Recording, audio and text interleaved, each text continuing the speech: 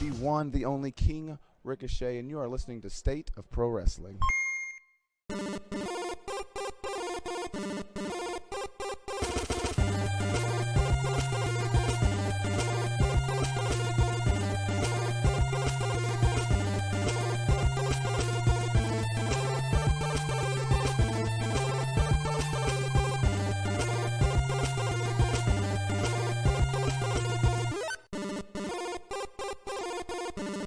Jackson, you're tuned in to State of Pro Wrestling. Follow me on social media at the Young Gun RJ. Thank you very much.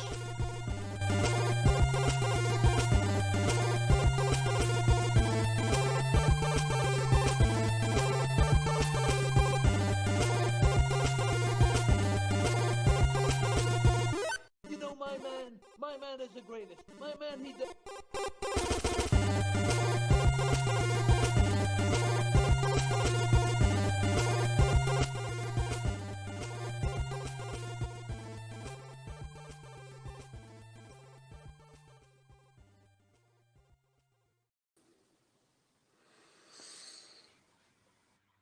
Hello, fellow pro wrestling fans.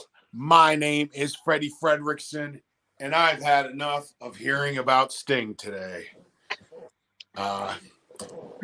Tonight, very special episode number 2 already, the doubleheader kicking off the brand new State of Pro Wrestling show. Tonight's guest in the 10 p.m. hour, Lucas Starr. Hello. Hello. Can we get that beautiful graphic with all those beautiful Lucas Starr socials? Oh.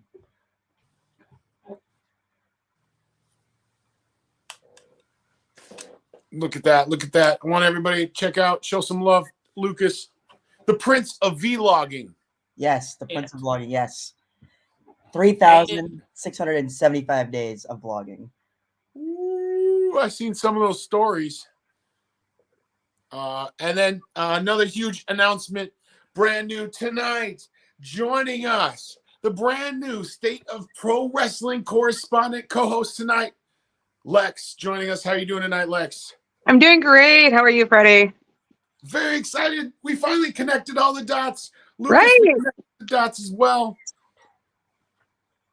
Very excited about brand new live stream kicking off tonight. Double episodes. Our homeboy producing the show tonight, Mayhem Media. Even got an episode in between the episodes on his own show. Just very excited about everything coming together here tonight. I want to thank you both for joining us. Thanks. Thank you for having me. Tonight, let's talk. Everybody's been talking about Sting. Any words about Sting here real quick before we get into everything? Let's start with Lucas. Well, you said you had enough of him, and then he and I are in the graphic of me.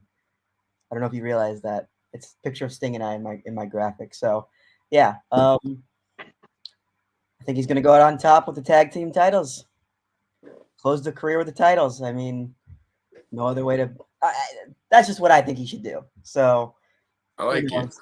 But I also think that, what is it? Nicholas and Matthew, is that what they're called now?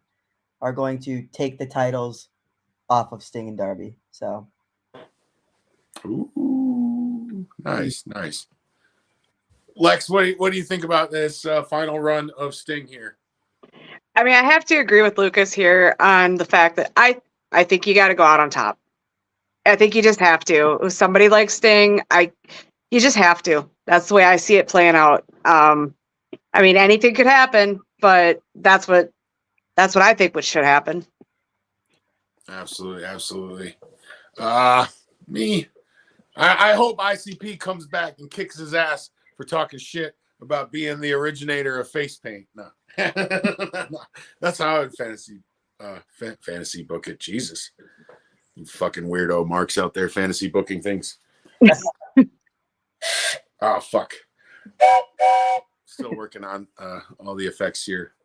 But yeah, very excited to dive into this episode. Lucas, can you take us into you call it vlogging or vlogging? Vlogging. It depends on who you are. Like some people say vlogging, other people say vlogging. I say vlogging. So how did you get into it, or what made you want to start?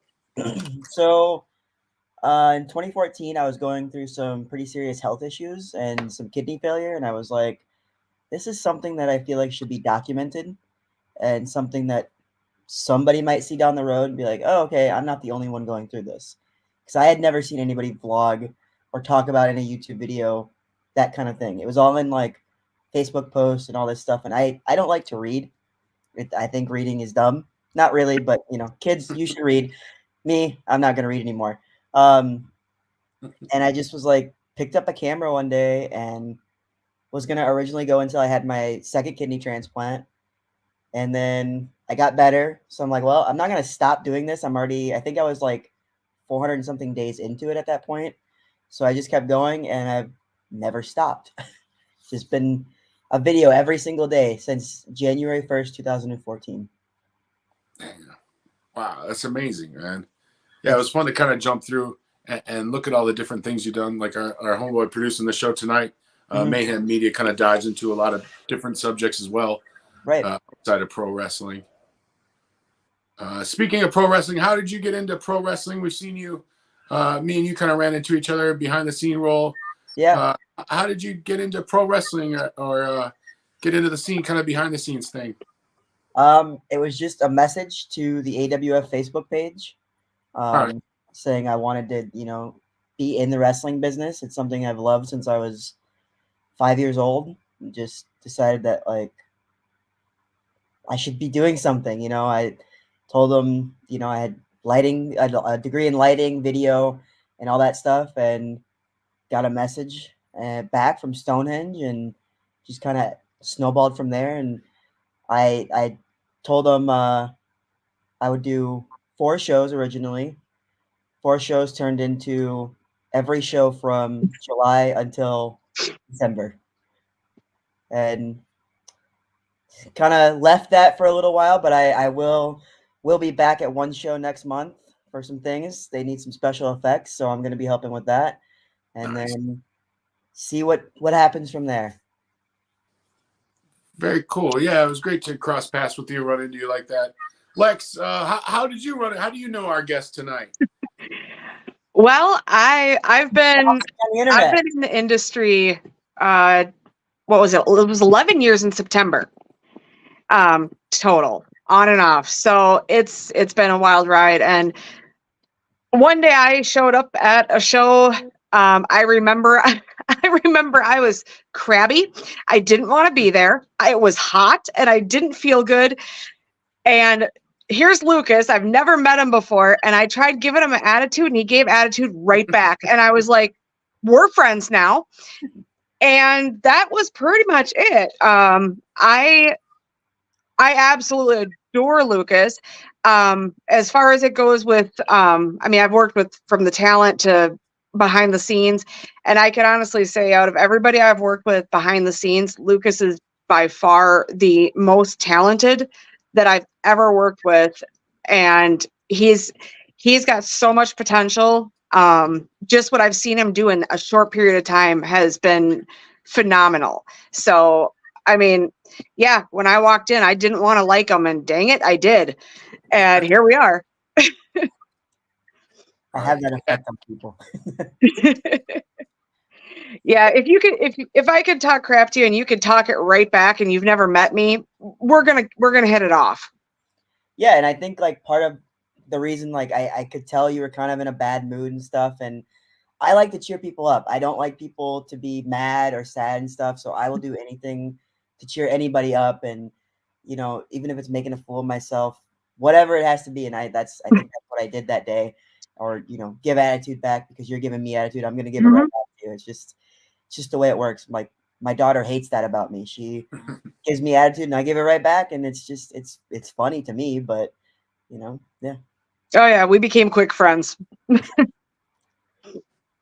Absolutely, man. I loved that was kind of my introduction to you and your work, Lucas, was seeing you as a sound man, and that's not an easy job, man. Like I've had some real life DJs been like, hey, I've always wanted to be a wrestling DJ, and then by the time they figured out all the work and all the cues and everything that went into it, the price kept going up and up and up, and it was like, dude, it's unrealistic. But yeah, it was very cool to see your work, and like you said, wanting to see people happy and put Yeah. smiles on faces. I think that really resonates with your music.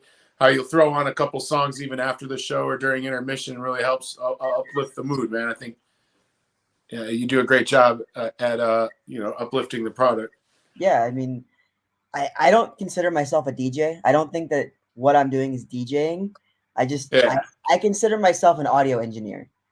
Like when I'm doing that kind of a thing. It's not, you're not coming up to me to request a song. I'm not going to let you request a song. I don't let anybody request songs.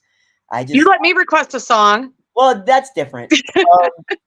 But yeah, I don't consider myself a DJ. I'm just an audio engineer. And I think my my love of wrestling and watching it for so long is what helped me, excel at what I was doing with AWF and stuff like that. It's a couple of times I've screwed up because I've been distracted. I've been into the product.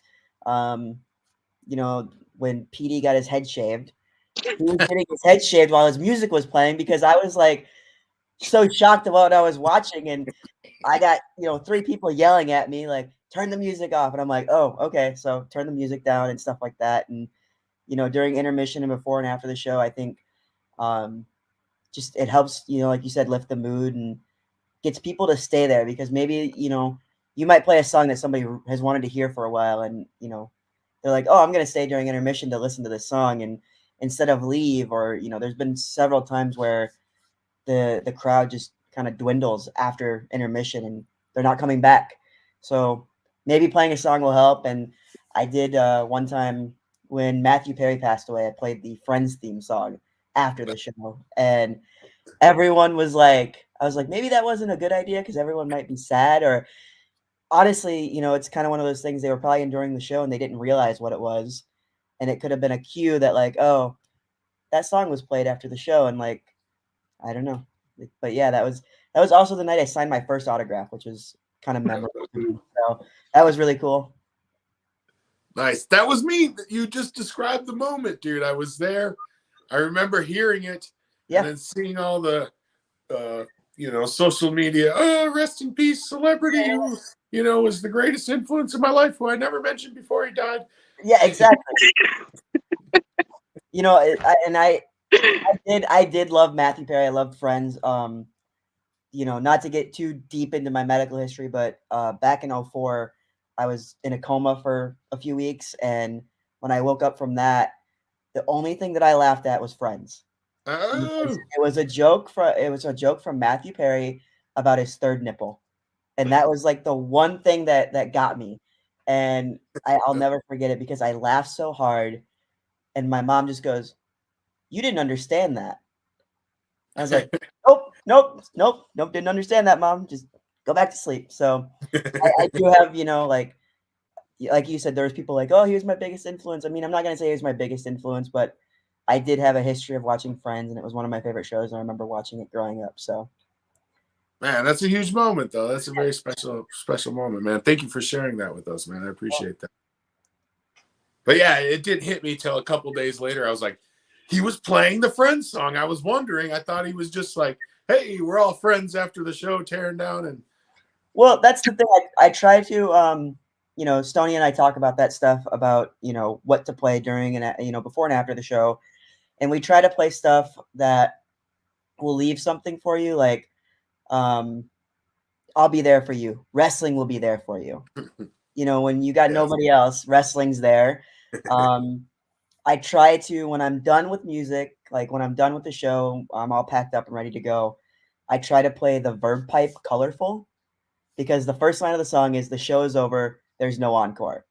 And I'm just like, that's a cue to people to kind of get out, you know, and like let us take the ring down and all that stuff. So Very cool. Lex, anything you want to deep dive into the mind of Lucas Starr here for the world? Well, I know his history pretty good. We've had some really good conversations. We've had some interesting times at various shows over the summer, whatnot. But getting to know him has been really cool, and getting to know what brought him to this has been really cool. And I kind of want him to touch on that a little bit here.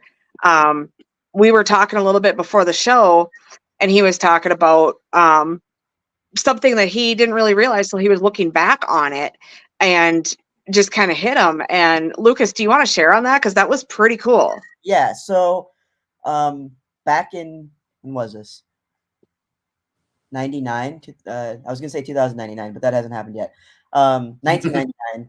I was able to go meet Chuck Norris for a Make-A-Wish, and I found the book, and I was gonna try to find it really quickly before we started, but I couldn't. My autograph book that I took to that week in Dallas, and a lot of the autographs and a lot of the people that I got to really spend more time with than Chuck Norris were lighting, sound, you know, camera guys, like all that stuff. And it kind of, as Lex mentioned, like kind of was like, oh, that's the industry I'm in. So it was kind of unexpected influence. And, you know, at that time in my life, I didn't know what I was going to do when I grew up. I was, I think, 8 years old. So yeah, it's just like something really cool that just kind of hit me just now thinking about it. Was like, oh, these are the people that I spent a lot of time with, and now I'm doing, you know, stuff in that field. So that's really cool to me. Absolutely, absolutely. Lex, any follow-ups here? I'll just sit back. This has been great. He also got to watch them. What'd they blow up out there? A brand new 2000 Chevy Suburban. Is it Chevy or is it GMC? One of the two. Chevy. It's Chevy, yeah. Chevy Suburban. That would have been cool. Like, It sounds like one of the most Texas trips out. You got to meet Chuck Norris in Right. Texas, man. Walker, Texas Ranger. He has his own studio in Dallas, like a giant warehouse, like everything. It's really cool. I need to make a video on this. I've never made a video. I've never really talked about it publicly. Like, I mean, if you look through my profile pictures on Facebook, there's like a picture of me and Chuck Norris. So, but yeah, it's something that pops everybody when I tell them about it. I have a shirt that my mom told me, she's like, I got this for you to wear when you're older, and it's a cast and crew shirt, which is really cool. So I can help you work with the video work. Awesome. I don't have a lot. I wish I had like video footage from it, but that was, you know, before Lucas vlogged. But yeah, I have tons of pictures and all that good stuff. So it was a really fun trip, and I have a really good memory, and I think Lex can account for that, because I remember everything, and it's scary. Like, it scares my girlfriend. My grandma used to be terrified of me because I would remember everything. And yeah, so like I wrote a report on this, actually, now that I think about it. Wrote a report on going to Texas, and the comments were, how do you remember this? Because it had been 10, 15 years at that point. So, but yeah, I day by day, I can remember everything I did. So it'll be a good video once I decide to do it. Yeah, and a heads up, you can also remember everything everybody else did, and you don't let them live it down. So there's that too. Yes. Yeah, we've had some good times. I would make a great detective. Yes, you would. Yeah, you'd be a mini series for sure. Oh yes. No, Lucas is a lot of fun, and I think one of my favorite memories of working with Lucas was I think it was the was it Slammiversary in Cambridge when Eugene was there? Was it Eugene that was there, or was it When he stood me up. no? Wait, yes, Yeah, Eugene stood me up for an interview, yep, and Dante Martin was there. yes. Yeah. It was a very I was there too. I was no sorry. You were. Yes, you were. Yes, that was a very strange night. Petey's hair, the parking lot, and Dante Martin was there. It was like a fever dream. Yeah, it not like everyone was freaking out because I was like telling people I'm flying to Orlando tomorrow, and everyone's like, "What? Why are you flying to Orlando?" Because in wrestling, you associate Orlando with the Performance Center, WWE Performance Center. So everyone's like, "Huh?" Like I remember talking to Dante about it. He's like, Nice. "What are you doing with WWE?" I was like, "Nothing. I'm going to Orlando." You should have lied. You should have told them. Well, I'm the next. I'm the next. I don't know. I can't think of anybody like Jobber. I'm the next Mark Marrow. I'm the next Mark Marrow. Yeah, you're a lot of fun. That was a weird show. Like I remember we were both looking for Eugene because he was supposed to do an interview with me. And I remember asking Dante, I was like, "Hey, where's yes, Marty Jannetty. I'm the next Marty Jannetty." There you go. Yes. Freddie's gonna throw me through a glass pane window sometime later tonight. No, I remember asking Dante, I was like, "Hey, have you seen Eugene?" He's like, "Yeah, I carried his bags to the car." I was like, all right. I guess I'm not getting that interview tonight. So I think that was that supposed to be with Rowan was supposed to be there, or that was maybe the next week. Rowan was supposed to be, or the week before. Yeah, that was the next week. Yeah, okay. Yep, because wasn't that Elk River? Iron, Wisconsin. Oh yeah. I don't remember anymore. I do. I know you do. And see, that's another reason that I adore this guy, because I half the time don't know what town we're in. So this is he's helpful. Here's how good my memory is. I showed Eugene the picture of him and I, which I thought I had somewhere, but I do. Right there. I remember this. That's baby Lucas. Yep. That's Eugene right there. And the first thing he said to me was, "Oh, that's when I had more hair." And like, why would I remember that? So yeah. Yes. Oh my gosh. Yeah, I remember you getting that picture, bringing that picture there. Yeah, I got it printed out that day, and like that was like so fun. Yeah. Yeah, we've had some fun times. Oh yeah. It's always a good time. It was a great experience this past fall, kind of getting to fall into the role of kind of with Stonehenge having his injury, being like his kind of handler and getting him to the shows. His handler. Yeah, kind of how I was introduced to both of you was through AWF there. We got to shout out AWF and the experience. And I can't imagine, what was it like being on the road with that schedule? Like AWF, I think, is really unique in the way that they're an indie promotion that travels around from town to town, where many have like a home base and whatnot. Chaotic at times, because like I mentioned, I will forget what town I'm in. And that can sometimes not be a great thing, but Lucas always remembers, so that's good. But it's actually been really fun. From going to like getting stuck in a blizzard in North Dakota last year for the Below Zero show with pretty much all of AWF. That was interesting. It's fun because I've been to so many towns in Minnesota that I've never heard of ever. Didn't know they existed. And some beautiful places out there. There is.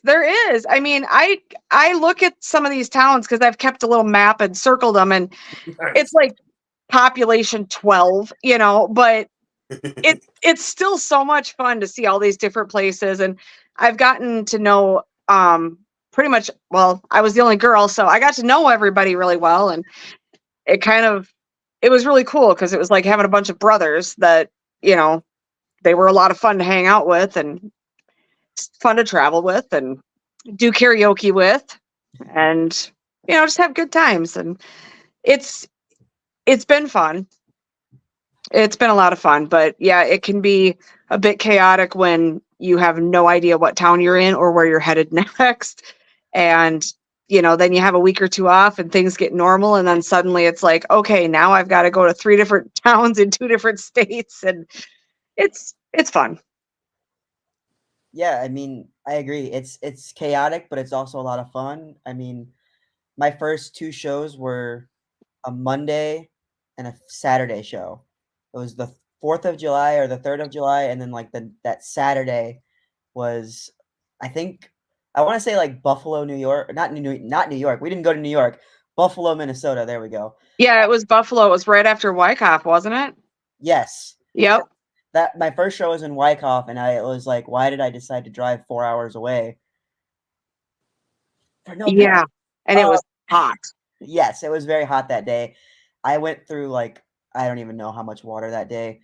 And you know, like I said, seeing everything, just cities you never knew existed and stuff. And I'm new to Minnesota. So this was like I had only lived in Minnesota for 2 months at the time. And this is the honest truth right here. I've seen Dover and Buffalo. DJ D says it was Dover and Buffalo. So yeah, there we go. Oh, yeah. I've seen more of Minnesota in a year than I seen of Illinois in 28 years living there. So like it's wild, you know. But I'm blessed to be able to experience all that stuff and just, you know, I don't know about the karaoke. I wasn't a partier. I didn't go out like Stonehenge likes to say that I lived the CM Punk gimmick because I never went to any after parties. I would go home. So, which I like my bed. So, like, I would drive home after the show, and it's cool to see stuff at night too. And then, yeah, just driving, and that was the most tedious part. I put 60,000 miles on my car this year driving. So, which rest in peace to my car, by the way. So, I was in a car accident beginning of the month, so that was fun. Oh, Yeah, I'm all good. I'm all good. My car is not so good though.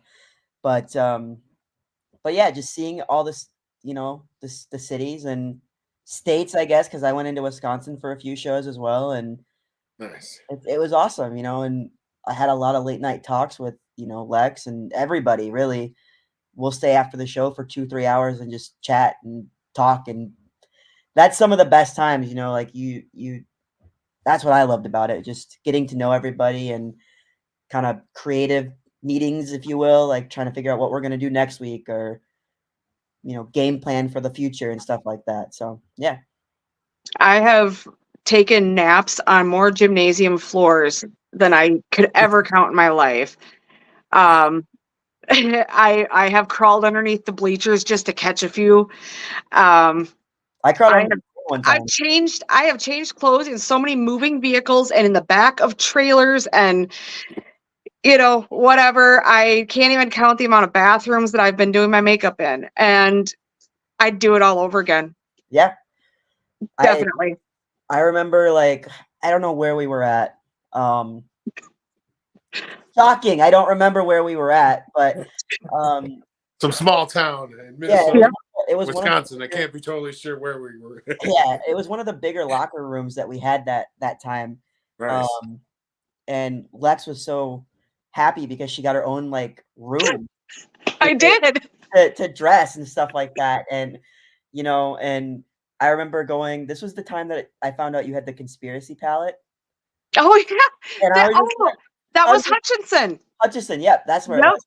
And I'm just like in her area. Like this is the only alone time she's probably had all day around no guys. And I'm just like in awe of this makeup palette that I watched be created on YouTube because I'm weird. And finally, I'm like, she probably wants some alone time. And I just laughed and let her be. And then like, but yeah, she had it a little rough, I would say. Like no girls on the roster, which was not fun. Like I'd been pushing for more female matches because It's not 1985 anymore. So yeah. Absolutely, man. It was cool. Hey, that night, I think that was main evented by Petey Brown and Valentina Loca. Mm-hmm.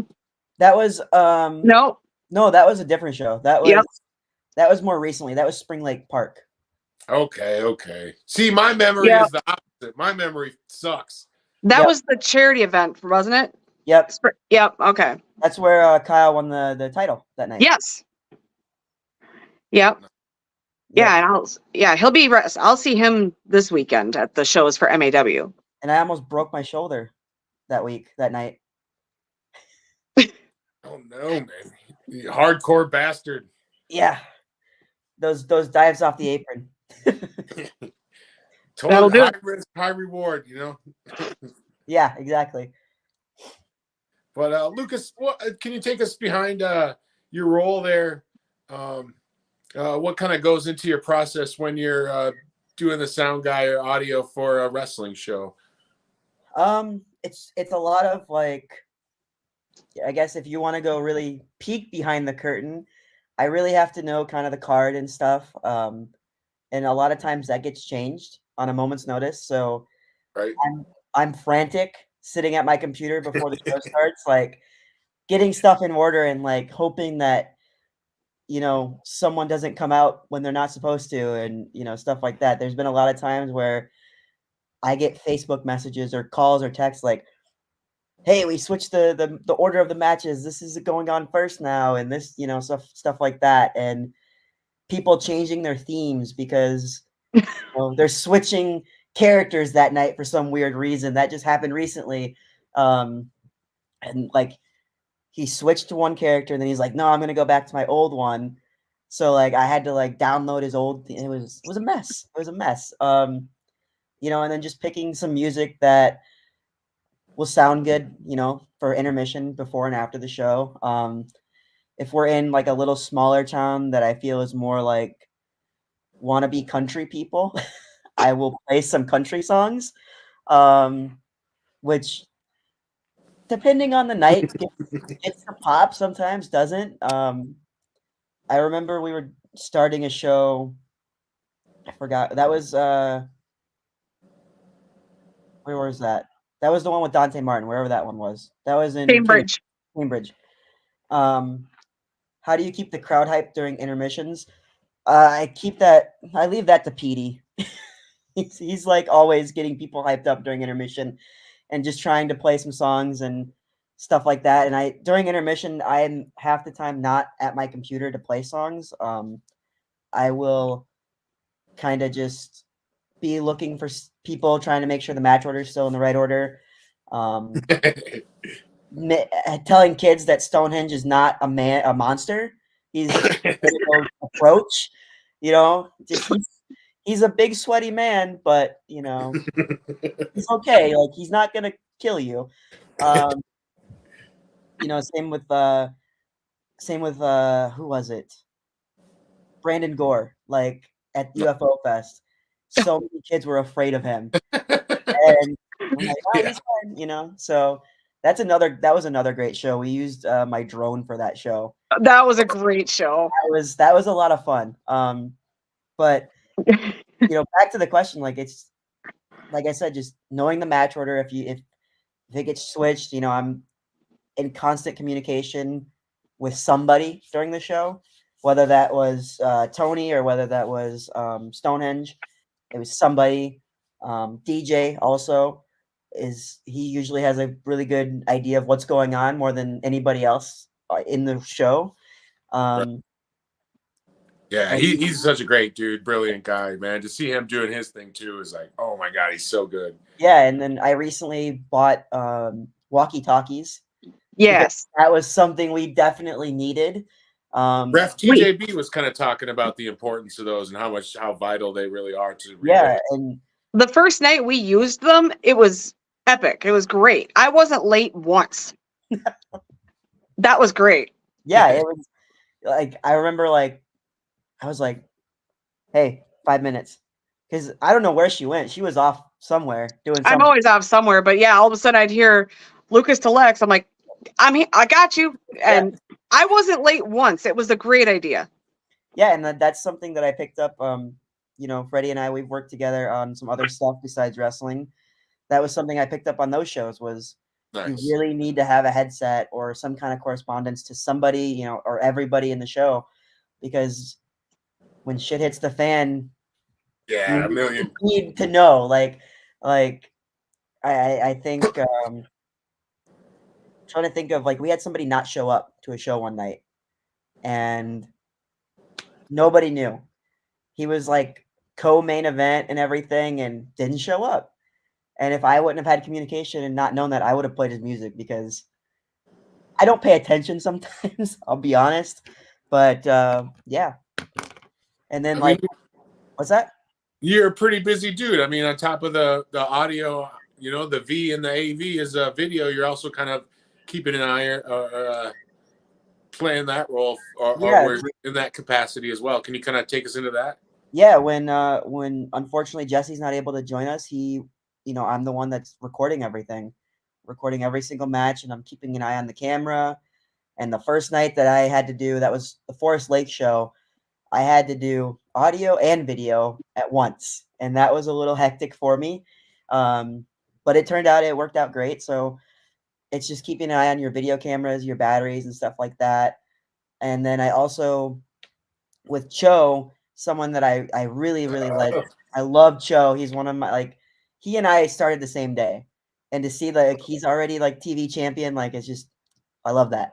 Um I wanted to make his entrance a little bit more than just his music because he's got such a great character. And so I'm like, well, I have a fog machine. Let's integrate the fog machine to that, you know? And so doing that, making sure, like I've messed up his music a couple times. I'm not gonna lie, because he will start walking before I get the chance to do anything, and I try to fog the area up a little bit and stuff like that. And then the last show I did, we added a chiller to the fog machine, so it gives it that low-lying Undertaker effect. And that just like for him, it looks so cool because he was dragging the title behind him.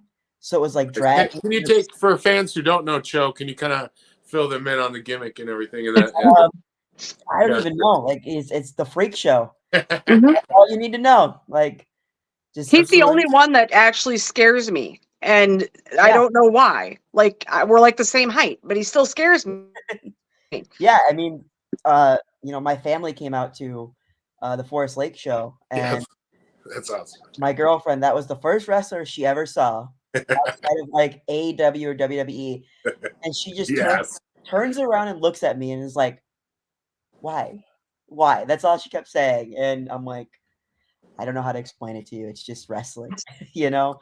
And but yeah, like I said, he's the only person that really legitimately scares me in wrestling. Mhm. I could walk up to the Undertaker and nothing compared to Joe. He's got that aura about him, and it's perfect. He's one of the greatest up and coming superstars or is it wrestlers or superstars? I don't know. Where am I at anymore? Wrestlers coming out of Minnesota, I feel like. Oh, his character development is already so top notch. It's Yeah. unbelievable. And I've seen the guy laugh and joke around, and then at the same time, he scares the daylights out of me when he comes out of the curtain. Yep. So, yeah, he's definitely going places. Yep, it's amazing. I mean, and to have his character like he hasn't changed anything about his character since the day that I saw him. It's been dialed in, and that's very rare. Like, Mhm. and I compare him to the Undertaker because that's the vibe that I'm getting. You get that, the scary, like macabre kind of a look to him, and even as Lex said, in the back, it's still like it's scary, but it's awesome. Yeah. You know, just love that guy to death, and he's going places. I just know it. Oh yeah, definitely. Yeah, he's gonna be. Yeah, he's gonna be doing something because he's not one that has had to play around with his character and evolve it and everything. He is the freak show. Mhm. That is who he is, Mhm. and he's got it on lock. Oh yeah, for sure. That's 100% true. Absolutely. And those type of gimmicks, those scary gimmicks, There's a lot of people out there trying to do them who don't pull them off, and it just comes off wrong or terrible. It's not easy to do that. So, yeah, much respect to Cho. Any fans watching out, look up Freak Show Cho, CHO. Just some amazing promos. Nobody really doing any work like that or on that level, I don't think. Yeah, I mean, Right now, just very unique character. That look, the believability. His promos creep me out. That is awesome. yeah. Yeah, I'm not creeped out easily. I can watch every other horror flick, and I'm like, this is stupid. This is Yeah. But I've actually watching gotten his chilled promos is watching like, his stuff. It's like, whoa. Yeah, he's good. If you can scare a little kid like and think that the kid is gonna shit his pants, you're on something. Because that's what Cho is doing. Like I have watched him like look into a child's eyes, and that child is just like, you don't know what's gonna happen. Like they're gonna scream crying or whatever. It's amazing. That's because he doesn't look at them. He looks through them. He looks through them. And that is terrifying at any age. He sees their past life, their current life, their future life. Oh, yeah. Like it's amazing. Yeah, it's pretty good. And like, like I said, when I saw him like that first day, I knew something needed to be done with his entrance just to make it that much more like creepy and scary. And if I could shut the lights off at all these buildings, I would for his entrance, because I think that would be my perfect entrance for Cho. If he's watching this, that's amazing.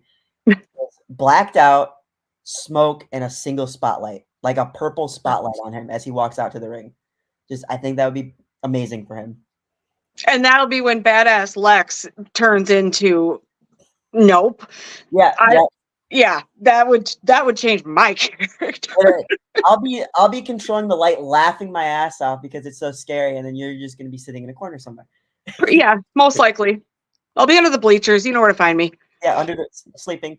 Yeah. Hey, I gotta get a nap where I can. I tried to nap under the ring once. Yeah, I mean, it's dark. It helps. Exactly. Any horror stories from the road, Lucas? No, honestly, I don't have any horror stories that I can talk about. All right. No, I mean, I think just kind of late nights driving home gets a little, scary.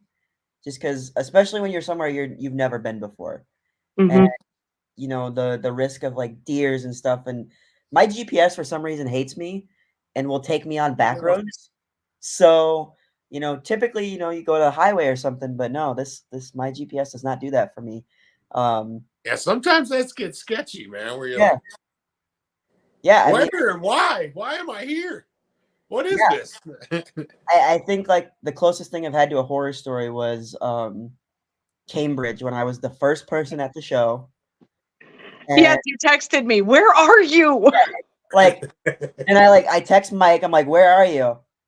And no response. I'm like, okay, this dude's like crashed the truck with the ring in it, and nobody's texting me. And then Adam he's like, are you Lucas? I'm like, yeah. And like, Stoney said you're in charge. It's like, okay. And trying to find somebody to open the building up for us, and not happening. And it was a mess. And then I think the other like mess that we had was forgot I don't know why I forgot where it is, but we only had half the gym, and nobody told us we had half the gym. So we start setting up the ring in the middle of the gym. That was with Eugene. Yeah, I remember that. So, and then as we're moving the ring, Dante Martin walks in, and I'm like, what is happening? What alternate universe have I slipped into? Like, that was Cambridge. Yeah, Cambridge. Okay. Yeah. I tell you, that whole show was a fever dream. I swear. Right. And then that was so cool. Even that Dante was there, like after everything he's done, like he doesn't have to be showing up. And to see the love that he was showing everybody and supporting everybody was so fucking cool, man. I tell everybody that I saw his first match back.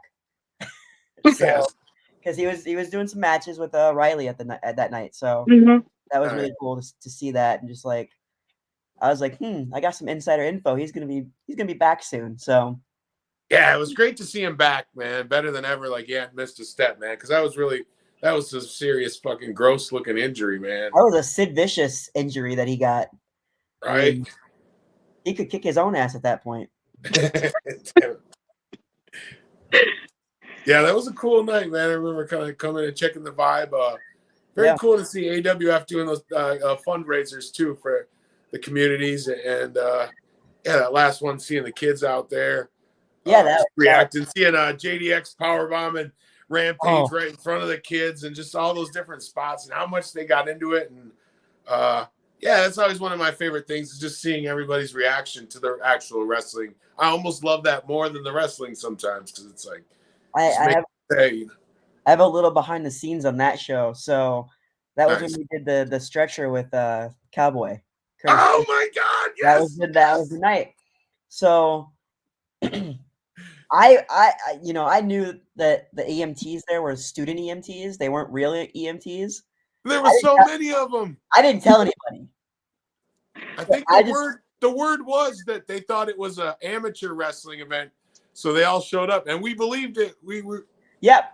I'm like, no, this is professional wrestling, and because that was another night that I was there before anybody else, and so a friend of the show, Jeremiah Rice, was there as well. Man, it was great to see him. Yep. So I didn't tell anybody that they were like student EMTs, and we do the stretcher thing, and DJ is sitting next to me having a panic attack. He's like, how much is this costing us? How much is it? This is like $6,000. This is costing us so much money. This is costing us so much money. And I'm like, no, we're fine. You know, that was a funny thing. And then that was the night we did, yes, it was like Wishamania or something was there. And the organizer comes up to me and he's like, are you legally allowed to play like WWE music? It's like, well, we're not broadcasting this live, so I can do whatever I want. Well, you know, I forgot the young man's name, but he was like, he's a big Roman Reigns fan. Can he do Roman Reigns' entrance? Yes. I was like, let's do it. Like, I got Roman's theme, you know, whatever, let's do it. And a little bit of confusion on that because there was talk that he was going to Superman punch Stoney. That was like, Stoney was all for it. So, and then they're like, oh yeah, he's like not doing well. Like he can't do that. I'm like, I'll go Superman punch Stoney for him then. Like, you know? Yes. But that was cool. And we didn't want to like, I don't know, we didn't want to like force him to do anything that he couldn't do or anything like that. But it was really cool, like getting him, like, we didn't tell him we were playing Roman's music for him or anything like that. So his eyes lighting up when Roman's music hits, and like the guy running it was like saying, I acknowledge you, my tribal chief, and like doing the Heyman gimmick. And it was just amazing. Like, so I think that's one of my favorite memories from the show, like being able to be a part of that. Just like as someone that had to make a wish, seeing someone get their wish kind of granted as well and being a part of that. Yeah, we've been a part of a lot of different charity events and fundraisers and stuff. And that is probably one of the most rewarding parts of all this is seeing that play out. Like the one in Cambridge is for the local Special Olympics, and they had like a mini birthday party for one of the kids in the ring that night. Like it's so cool to see all these faces light up just because we're there. Like, I love that. I don't know how many times, and for me being the only girl, it's really, you know, I don't know how many times I ran into little girls in the bathroom, and they just freeze and look at me like, oh my gosh, you know, and I'll sit and talk to them, and it makes their entire time, and they'll like walk past and wave at me, and it's adorable because, you know, you're impacting these kids. And that's pretty cool. Got to have another generation to take over. Yeah. And, you know, I mentioned earlier that little girl asking for my autograph. And, like, I was like, what? And she's like, I know you're not in the book, but you seem like you're doing a really good job tonight. I was like, here's my wallet. Like, that's amazing, you know? yeah, like Lex said, just seeing their faces light up, and for me, it's cooler because like knowing that, as she said, the next generation. I was the next generation at one point. Going to these WWE, WCW shows and being like, oh, like they're making my night, they're making my day. Wrestling is something that, in general, can turn a bad day good. Sometimes it turns a good day bad. Not gonna lie, there are moments. Yeah. But yeah, just like it's really cool seeing these kids, like the birthday party. That was amazing. Like, and they're holding up their WWE replica titles, and like it's amazing. So yeah. Yeah, I had one little kid that wanted, had the little, from Target or whatever, the belt, and wanted to clink belts. And I thought that was really cool that they wanted to do that. So, I let them hold the belt, Yeah. and you would have thought I just handed the kid $1,000,000. I mean, and that made my entire night. Like, yeah, nothing could have went wrong at that point. That kid's face said it all. Absolutely. I always loved the, WWE kind of had that for a long time, putting the smiles on faces. And Yep. yeah, that's always been one of my favorite aspects. Or, people watch a lot. There's so much negative news coming out, and seeing series like The Dark Side of the Ring really makes wrestling seem like this gross, dark, hopeless world. Yeah. And so many great, like, positive stories. That's another thing we're trying to do this year, besides, showcase other talents such as yourselves. It is being able to share those positive stories. So I thank you guys both for sharing that. And speaking of exciting moments when we were kids and marking out, let's jump to Lucas's video of is CM Punk supposed to come back? It was rumored that he was. Yep. This is a couple months now, but let's jump into one of Lucas's. I look so pissed. No Punk, I guess. Oh.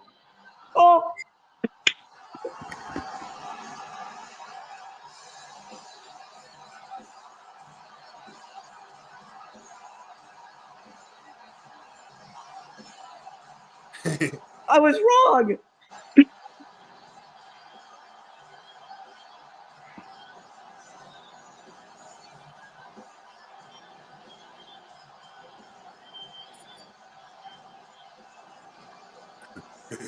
Yes.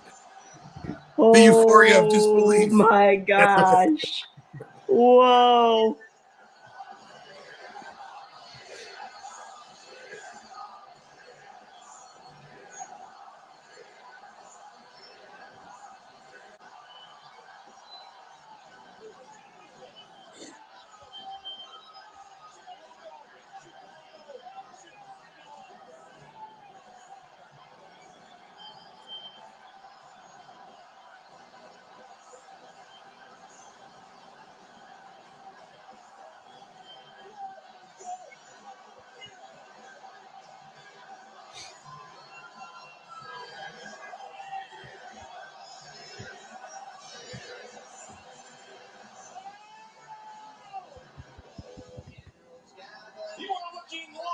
Wow. Wow. They got me. They got me. CM Punk is back. I can't believe it. I'm so hyped up. I'm so excited. This is amazing. Holy cannoli. Wow. Oh my gosh. Oh my gosh. Oh my gosh. Oh my gosh. Right. It's been amazing to watch. Have you been keeping up with WWE since? Oh yeah.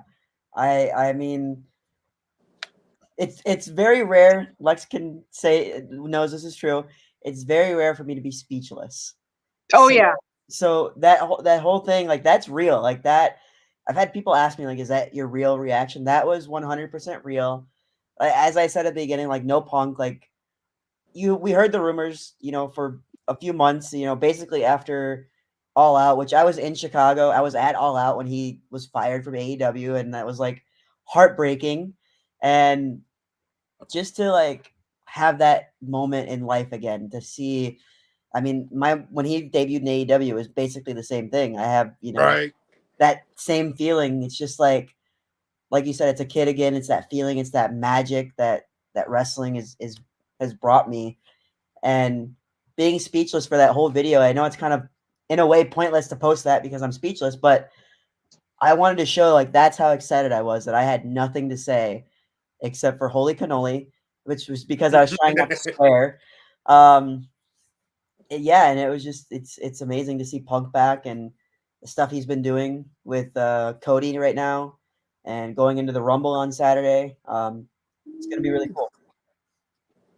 Absolutely, yeah. Very excited to see the stories that they tell. Lex, have you been keeping up with WWE at all? Yeah. Oh, definitely. I have nothing else to do, but yes, no, I definitely keep up with it. And I know that Lucas is one of a few people in my little circle that we will be texting each other throughout shows and stuff, like watching, like the CM Punk thing. I at some point had gotten a text from him that had said, "I don't think Punk's coming back," or something along those lines. And They did minutes that so well.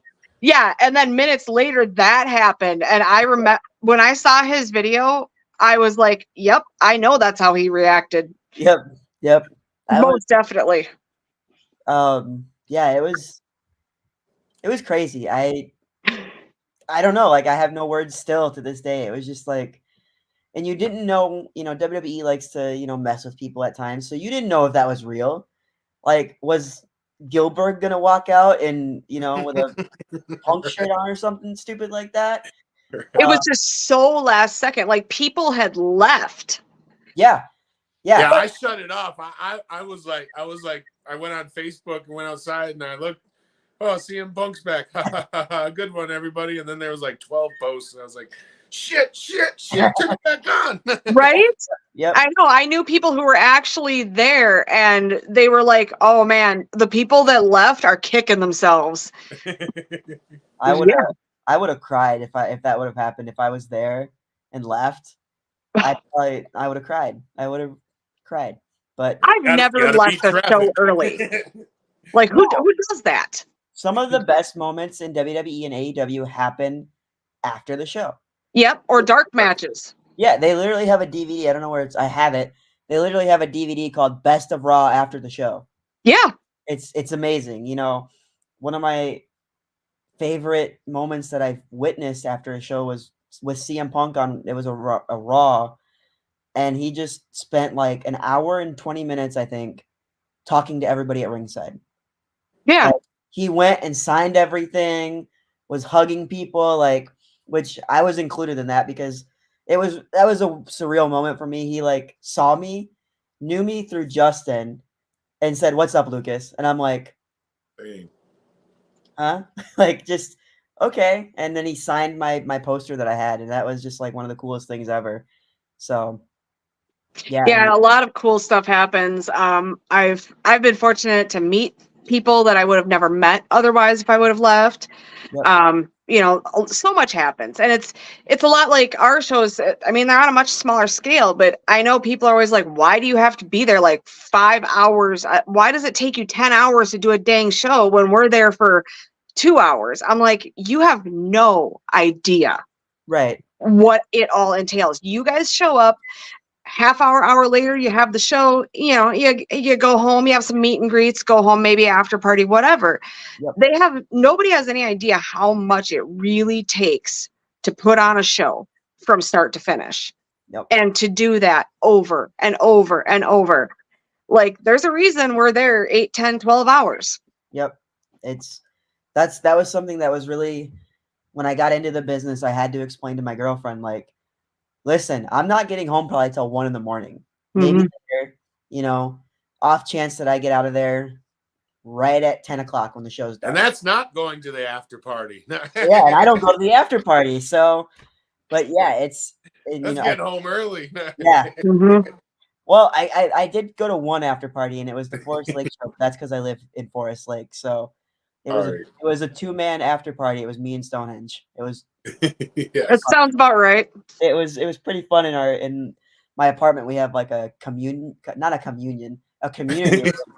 a communion room at my apartment. We do communion every day. No, a community room, and we just sat there and ate hot dogs. Yes. It was whatever. We Shout talked. out to Stoney. Much love for Stonehenge. Get Oh, well soon, bud. yeah, we love him. Lots of stories with him. After the show's crazy. Yeah, it is crazy sometimes. I mean, Oh, yeah. I think UFO Fest is one of the weirdest post shows I've ever experienced in my life. And then the next morning was even crazier. So yeah, I mean, I like, after the show, and I think it's probably some of the best parts too, is like, Yeah. because that's when everybody's doing the meet and greets and stuff at the ring, and you have all these little kids like just wanting pictures in the ring. It goes Mhm. back, it goes back to the previous conversation about how like we're just making kids' days.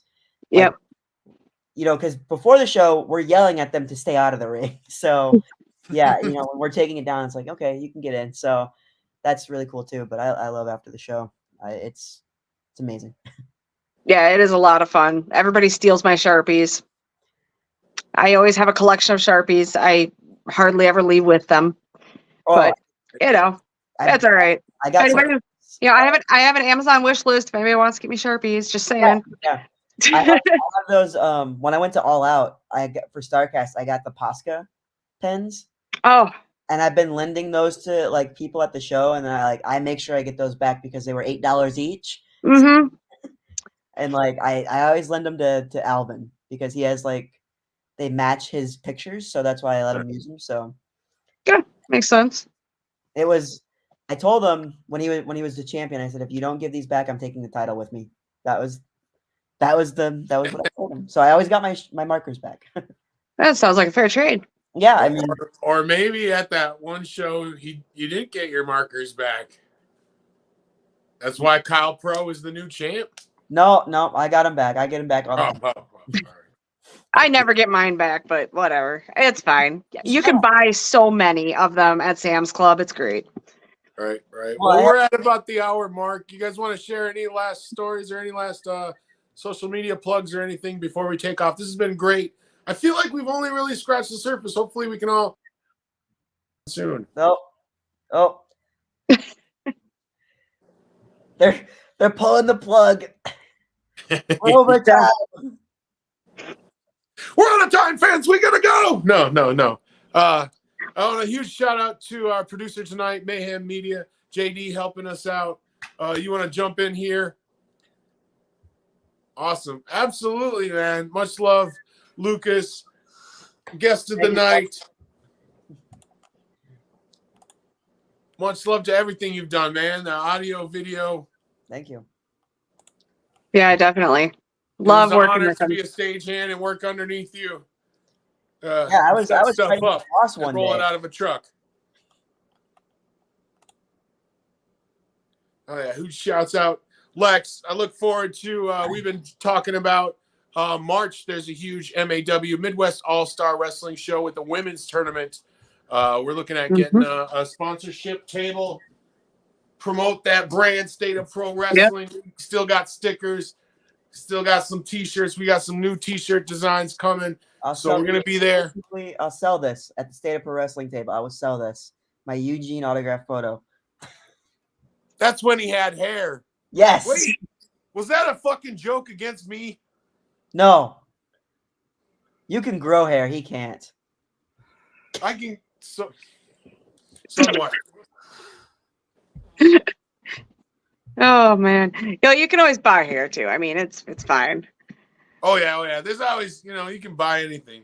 They have these machines that you can buy the hair out of now. I could have eyelashes, some sweet fucking eyelashes. These Brazilians could lift my no. Anyways, sorry. JD, jump in here, jump around. What would you like to add here before we take off?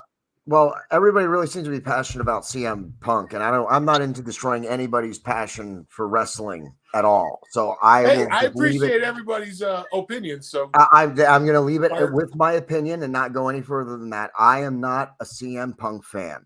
Boo. Not at all. I thought it was the greatest day for AEW when he got fired the first time. I thought it was a better day when he got fired the second time. So I'm not a Punk fan. I don't get it. That's just my opinion. I understand that there are diehards out there like you, and I've been told by a fan. I asked a fan one time in one of my shows. I said, "What's the deal with CM Punk? What's the deal? Tell me, because I don't get it." And I was told that if you basically ignore him as a person and accept his in-ring shtick, then you can like him. And I said, well, I'm not willing to ignore who he is as a person. And I know I'm not saying that he's a mean person. I understand everybody has always said positive things about CM Punk. I know he's not a mean person. I know he loves the fans. I know he spends extra time with the fans. I'm not saying I'm not a fan of his as a person. His in-ring performance, I don't care for. I don't get him as a wrestler. I don't buy his gimmick. It's just me. I don't get it. It's just me. So I won't poo-poo any further than that, except to say that I'm not a fan of CM Punk. And Sting is going to get whatever match he wants when he retires, whatever that match is. Everybody's talking, oh, it can't be this, it can't be that, it can't be this. It's going to be whatever Sting wants, because Tony Khan's going to give him whatever he wants, just The like Bucks- he has been his entire run with AEW. Sting has gotten whatever he wants to do. Tony Khan's let him do it. So whatever he wants his final match to be, that's what it's going to be. He's going to go out on his terms. Exactly. You can be assured that whatever the match is, Sting gave the okay. Yes, I want to do this. And Yeah. that's all. Mayhem Media. Check out Mayhem Media. Facebook, YouTube, Rumble. It's my show. I'm happy to help produce for the State of Pro Wrestling, and so far it's been a lot of fun. This is my third live episode tonight, 2 for State of Pro Wrestling and 1 for my show. So I'm going to be wired for the next 4 hours probably. Oh, I just drink a whole coffee during this thing, so I've been drinking Monster. I'm up for another 4 or 5 hours. I'm mentally ill. Oh. I don't think anybody has trouble believing that. Yeah, whatever works. I'm going to be writing 4 albums tonight, 3 movies, and some new shows coming at you. No. None of you have ever had to boss this guy around like I did, though. Oh, yeah. That's true. I That's got true. to boss him around at a show one night, and that was really fun. Getting to, he's trying to like hang out with me. I'm like, no, go put the stage together. Then he pulls the mentally ill card, and I'm like, I don't care. No. Oh, that's funny. I have not gotten to I boss need him around. I need to, be humbled sometimes, I don't know. I don't. DJ, you commented that I think a couple of seconds ago, so I'm not exactly sure what we were talking about when he left the comment. So I don't know who he's talking about with a match. I'll be happy to get into the ring with CM Punk if he wants to throw down against JD. I'll be happy if he wants to. That's fine. I'll also get in the ring with Sting. Shit, it don't matter.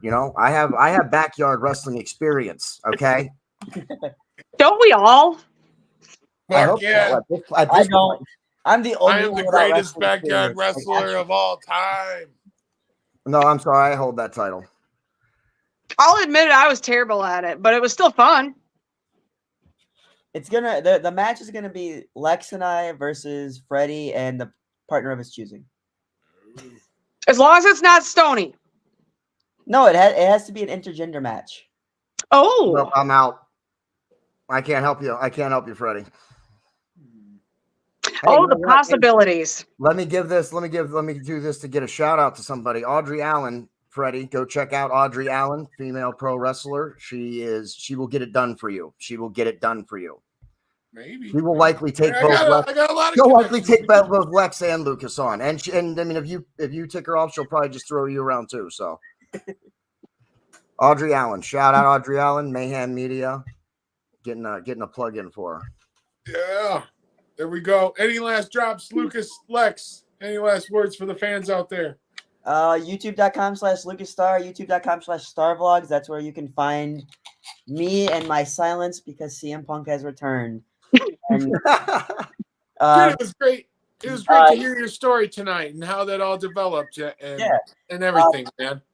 The next video on the Lucas Starr channel will be Royal Rumble reactions for men and women's. That'll be up probably Monday. And then Star Vlogs every single damn day. I just posted a video today, and I'll post another one tomorrow, day after. You know how it gets.